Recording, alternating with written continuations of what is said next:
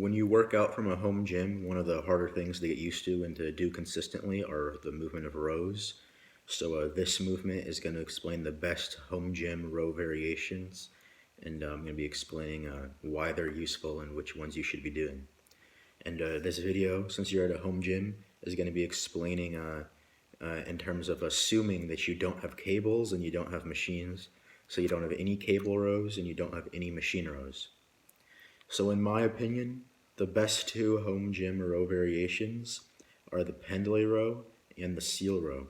These are two variations that have one main contrast, and that is that the pendlay row puts lots of stress on your posterior chain and lower back because it's an explosive movement off the floor in the bent over position, and the seal row puts very minimal to no stress on your posterior chain because your weight is completely resting on the bench that you're laying on. So that's the main difference between the seal row and the pendlay row. You can alternate between putting stress on your posterior chain or not. And the reason you wouldn't want to put stress on your posterior chain is for recovery reasons, because you're already going to be doing deadlifts and squats and your lower back is going to be accumulating fatigue. And I already made a video about this, that you wanted to do reverse hypers and back extensions to combat this. But regardless, we're all human and eventually your lower back will give out.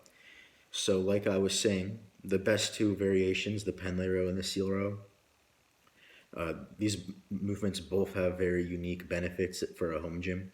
In terms of the pendlay row, this is going to give you direct carryover to your conventional deadlift. It's going to build explosive power off the floor.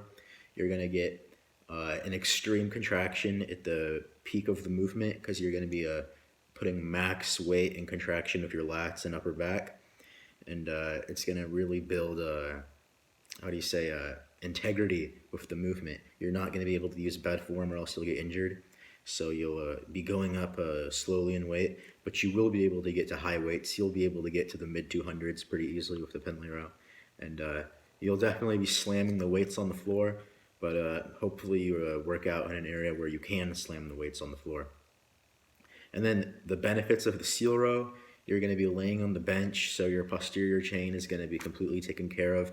There's going to be no stress on your lower back and legs. You can go very slow and controlled with this movement. I'd recommend high volume. And the one downside of the seal row is that the range of motion is very limited because the barbell is going to stop at the bottom of the bench, so it's going to be however many inches of a lack of range of motion. But then again, the benefits of no posterior chain stress makes it a good variation to do.